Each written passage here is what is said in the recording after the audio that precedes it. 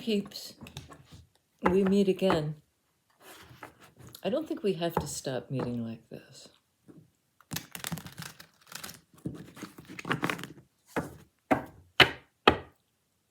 I think this gives us strength. I wrote down this morning, I remembered, well, it's all about memory. I remembered there was a game that I remember playing at people's birthday parties where, we do the spider web and all the other birthday games, the piñata and the pin the tail and the donkey and all that stuff. But every once in a while, there'd be the game where they bring out a tray and it's got, it's filled with objects, just household whatever. A little sewing scissors, some dice, a pair of spectacles, and like 20 other things. And you are allowed to look at it for a little while, and then they take the tray away.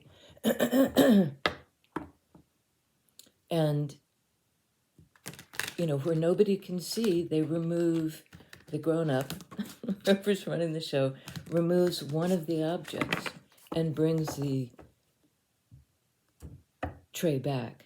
And you have to look at it and guess or remember which is missing.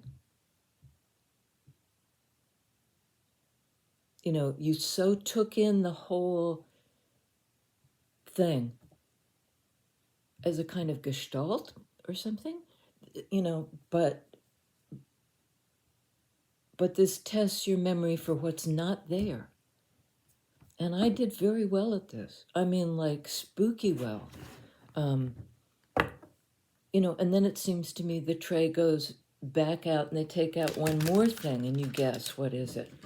And, nobody else was guessing. And I was like, and I think it's actually a cognitive test. It's in a different form, appears on tests you take for, to see certain brain functions, how they're happening. And I don't know what that tests for, but I think it's intriguing that I have a skill for remembering what's not there.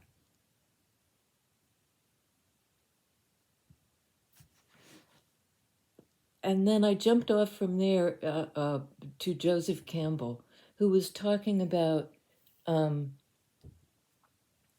we're alive, be fully alive, be in your body, work with the energies of the body, be in accord with nature.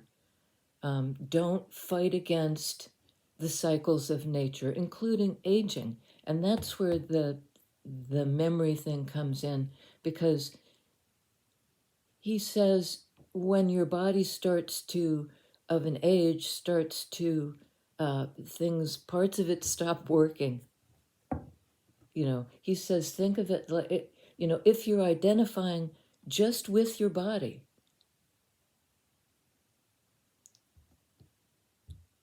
not the consciousness that is housed in the body, it's very frightening. If you can identify with the consciousness, of which the body is the vehicle, the container, the expression, that's that reality, but you see the thing through it. You see the transcendent thing. And we can do that in our lifetimes, to see there's the stuff that goes on the surface, daily life, but it's possible to actually see through that material expression to the thing that is behind it. That's sort of insight, looking in. So he says, when the body falls away, if you're identified with the consciousness returns to consciousness. it kind of seamlessly falls into the place we came from. I said yesterday in a video, and it just like I was channeling something. Remember who you are. That's who you are, that expansive consciousness who has incarnated. I mean, whether you believe in reincarnation or not, believe in incarnation, because here we are in physical form.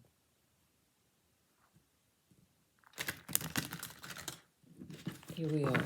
And when it ceases to be in this form, the essential thing, like I remember people, the question, when you die, where do you go? Do you go to heaven? Do you go to hell? Do you go to the in-between purgatory place?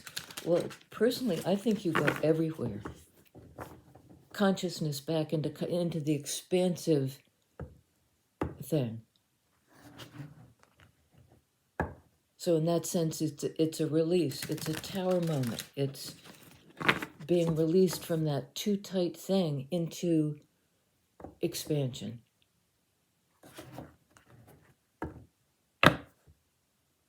And it's another field of consciousness. It's the big field. It's not the local place. It's the place. And as Rumi says, there is a field. I'll meet you there. So, that's heady stuff, but I think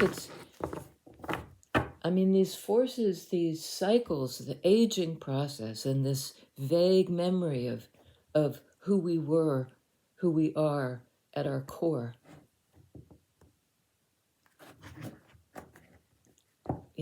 I believe that stuff. I really do. So here we go. First card out, Wheel of Fortune, Major Arcana card. In other words, an energy in the psyche that believes in progressive forward movement. Not believes in it, effects that change. We step into our karmic destiny. And at a certain point, it'll be into the archetypal plane. The collective unconscious, that shared story that ends with us being released. And I happen to believe that there are, within that vast sort of impersonal thing, there are pockets of energy that reflect the connections we've had in life. So that we don't go into it just sort of bald. It's both, we meet up with our soul tribe, is what I believe. Like there's something about stepping through into the next phase, certainly not alone. That field, anyway, shut up, let's go. It's really hard to talk about. It's the land of High Priestess. What we intuit, if we're open to that, if we're open to our source energy, where we come from, where we return to, then we're open to divine timing and to whatever comes next.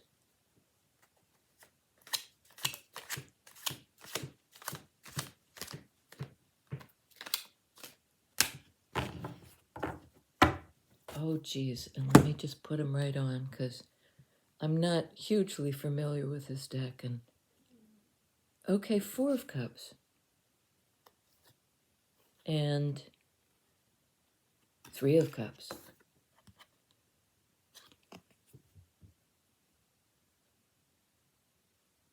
Again, that tree image that we had yesterday in 5 of Cups, where there's a certain rooted quality, being stuck in something that's grown over time.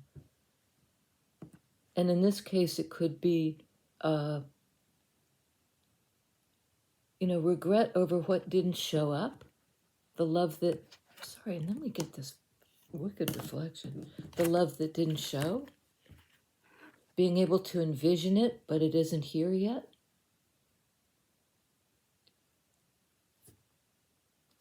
Well, here it is. You know, it's sort of like now you see it. There was a time when you didn't. And it goes this way too. Now you see it, now you don't. But it's still a lingering, you know, that cup is an opportunity, as an ace of cup, is always available to us. The feeling of connectedness. That thing I was trying to talk about and didn't do very well, which is the soul group. The connections that are forged in 3D, minor arcana, your friends, your peeps, your lovers, your teachers, your children, your friends, your frenemies sometimes. But this is the close circle of like, you know, I was going to say like-minded, but it's not about the mind, it's shared feelings. And it's joyous.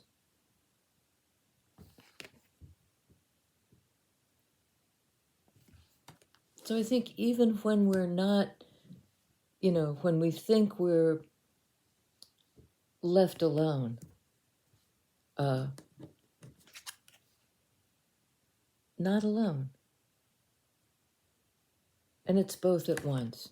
But I think it's moving forward in this Wheel of Fortune way from Four of Cups, that feeling of regret, loss, it's not here, to it's here. It's here and now. But this is sort of celebrate, you know, celebrate life. Make that cup energy, your feelings energy, your ability to love, like dwell in that. Dwell in that. Remember I said now you see it, now you don't? There's something like that here too.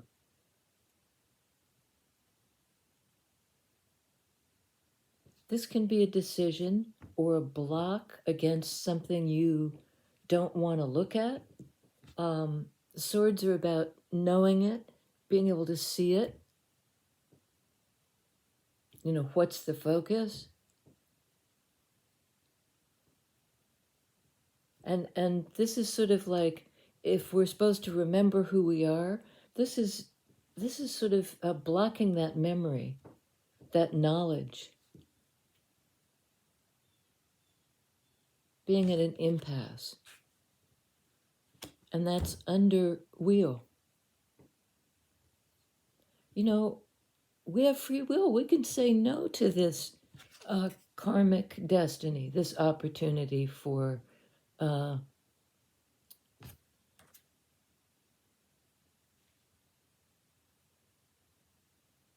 growing into what I can't articulate it. And that's sort of this too. You can't speak about it. So there may be some disbelief, also sword energy, speaking, believing. There's a block. Tell us about the block. Is it our Four of Cups feeling of regret, or it didn't materialize?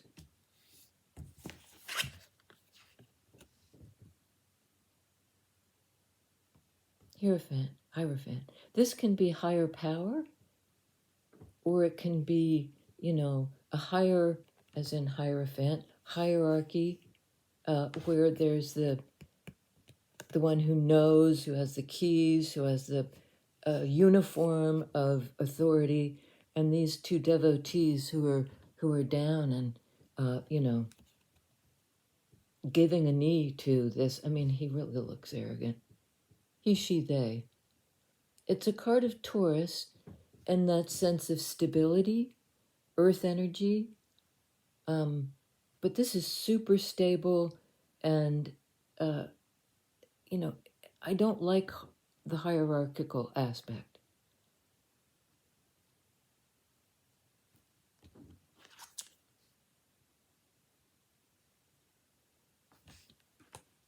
Don't get that yet. Tell us about Hierophant, Two of Swords, the resistance against some sort of authority. It's the major arcana card. It could be higher power, and I'm just, okay. Four of Swords. You know, a quiet place where you have respite. You're resting your brain.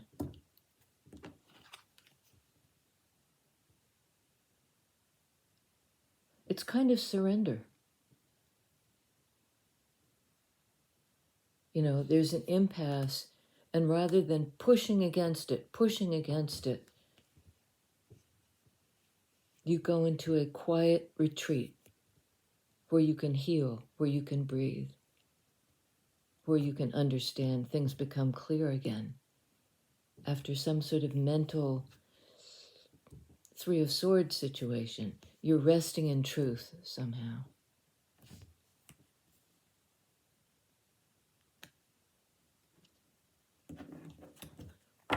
Tell us about Hierophant, because there's a healing perhaps of the hierarchy. We have 10 of Pentacles.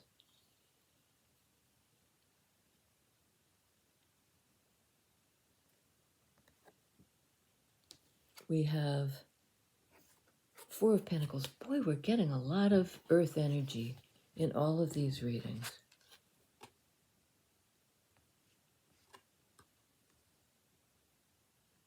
Fives can indicate a need for change. And I think the need for change in this situation is that these guys realize they are the vehicle. Pentacles energy, my body, is the vehicle for divine consciousness. You know, I don't need to rise to the top of some sort of earthly hierarchy, Taurus energy, earth energy, to tell me who I am. I remember who I am. You know, I remember that the higher power thing isn't something handed to me by the guy in the hat. It's me. Taurus energy. It's my body as an expression of the ineffable, the transcendent thing. And it's a place that really your brain, the cerebral part of you, sword energy, can't get there from here. Part of the reason, or part of the way we begin to identify with that sublime consciousness is that we're forced out of our usual analytical sword brain. That frontal lobe,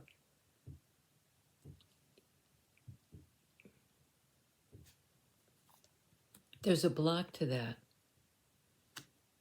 which kind of forces us into our own, recognizing our own higher power. And again, in the energy, earthly energy of Hierophant, we have 10 of Pentacles. You know, the fulfillment of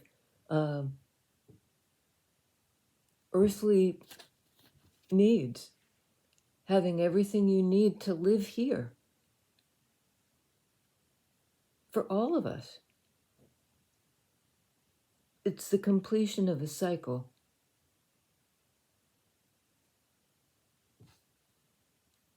A life cycle. Because Pentacles are about life and time and mortality and, you know, our mortal existence while we're here.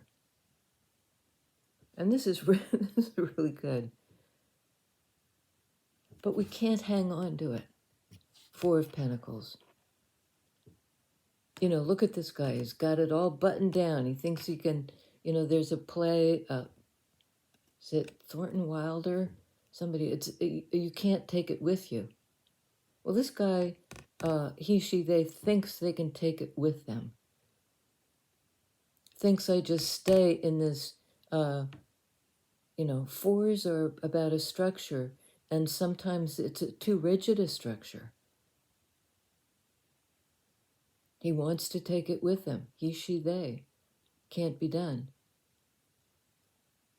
Eventually we'll shuck off the mortal coil, you know. It's almost tower-like. You know, the container will explode. But like, I think this is a suggestion. You don't have to hang on like this. You just need to be fully alive while you're alive and connected with that group energy, Ten of Pentacles. It's the family, it's the network, it's people who care about each other here and now, are present Pentacles energy.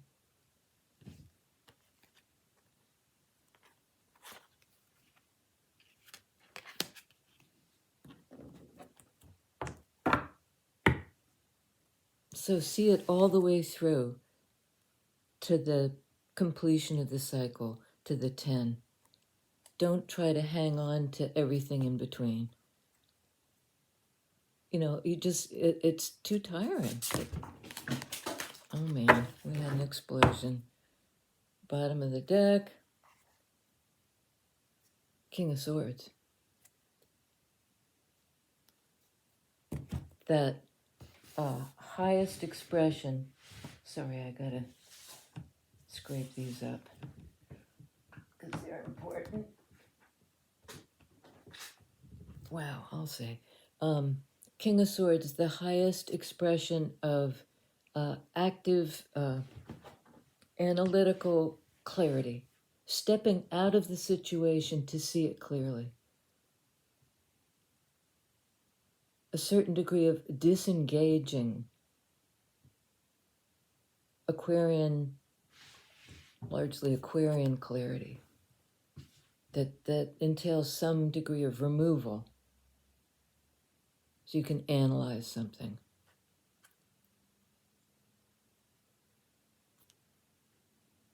So I'm going to just push this over there because I'm not sure where that fits in. But,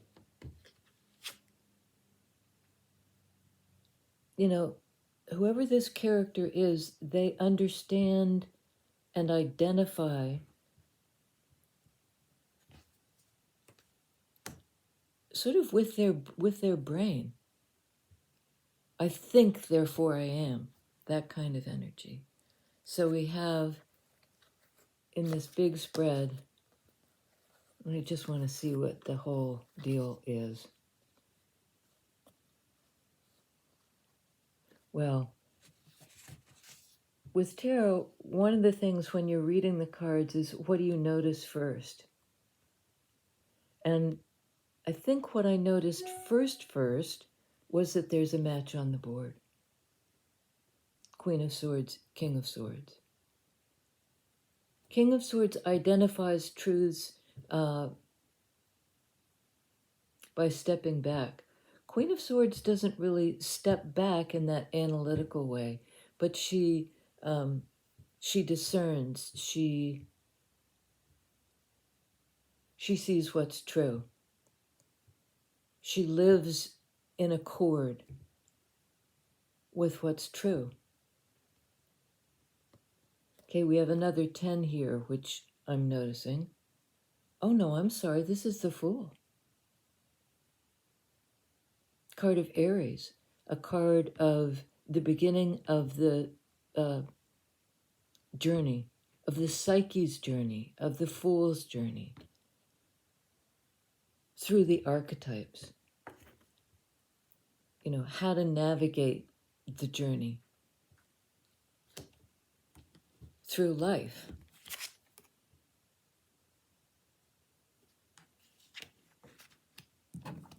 And we hang on to that. You know, we try to figure out, you know, as as the body slips away, where does that leave us? Major Arcana card of the world. Of that passage from one life to another. Through a portal, through an archetypal portal. This happens a lot and I love it.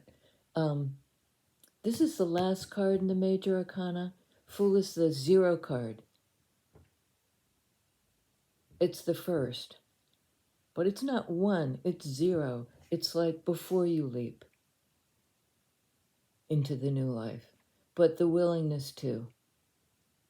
And you're not alone. You have the animal spirit or the spirit animal with you.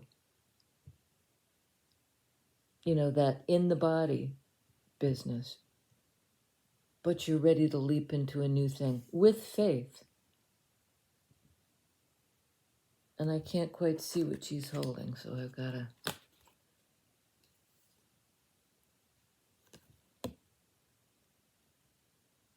It looks to me to be like a what's a flower?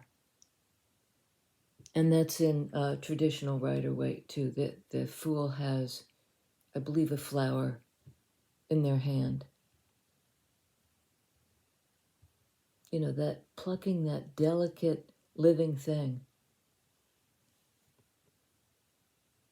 And then taking the leap in the psyche and straight through to the end. It's a lifespan, but on the level of not the everyday, but we have the everyday echoed right here. The full cycle, the full life cycle. King of Swords understands it. Queen of Swords understands it. You know, she would understand too the truth of her own existence and the fact that it will pass away. You know, this is minor arcana. This is daily life stuff. What you know in daily life, what you have a clear perception of.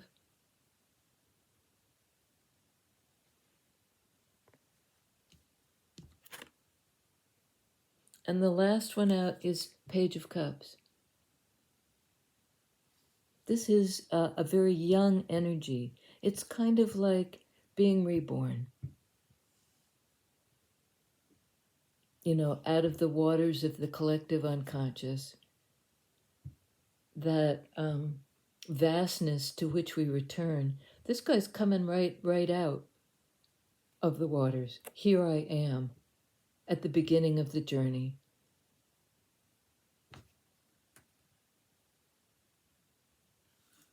You know, ready to meet my karmic destiny.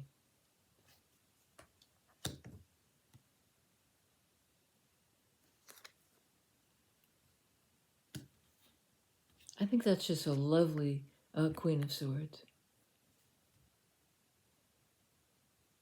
And she's got all these ribbons. She's a cord cutter. I don't know if you know, that's what's there on the card. You know, she sees what connects things, and she sees what needs to be cut away. And I think one of the things that needs to be cut away is this resistance to change. This belief that you can hold on to it all by a constriction, by guarding what you have, by fear of what you're going to lose. Isn't there something about you lose your life to gain your life? That's sort of what this is. And this is a card of Aries. It's a card of life. life force. The willingness to begin and risk it and go all the way through to completion. World card.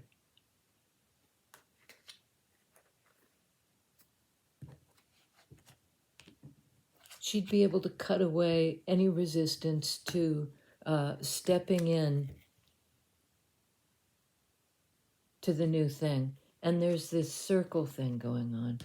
Well, wheel in this one doesn't have, the big obvious wheel, but there's this wreath-like thing, and echoed with the lady, the garland around her head, and then this turning windmill. Divine timing. I mean, when do we shuck off our mortal coil? In divine timing. Always progressing to a better place karmically if we've done the work. Pentacles energy work to establish ourselves here and now, and the work of locating our higher power, and look, when we shuck off the mortal coil, this guy may have been trying to prepare us for that. Organized religion. I have the keys to that celestial kingdom.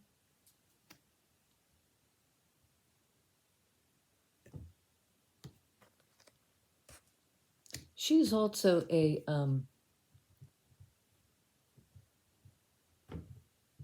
I don't want to say she has a shit detector, but she does, which is a Hemingway term. He says every writer needs a shock-proof shit detector. Like, don't deceive yourself or anybody else, or tolerate lies from other people. Free yourself from that. Cut the cord. And also cut the cord to be ready to release your own life at some point. Release it. That way it begins. It gets reborn.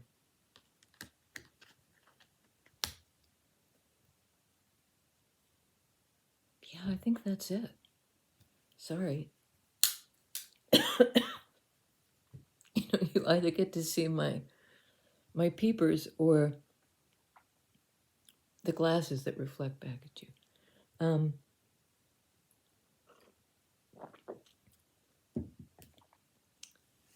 Sword energy is about memory. Imprints on our mental mind. Apparently my kid used to say, I always thought that was my brother's. He coined that phrase, but it was my daughter. I'm confused in my mental mind. Well, this is coming out of that confusion.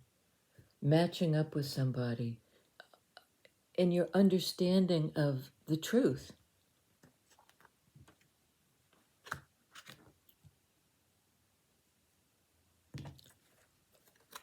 There's a field of consciousness. I'll meet you there. These people both know it. They've come to that clarity. We are our body. While we're living, this is the place. The place. But there's another place and another field of consciousness. Those are the major arcana cards. Oops. I picked up some minors.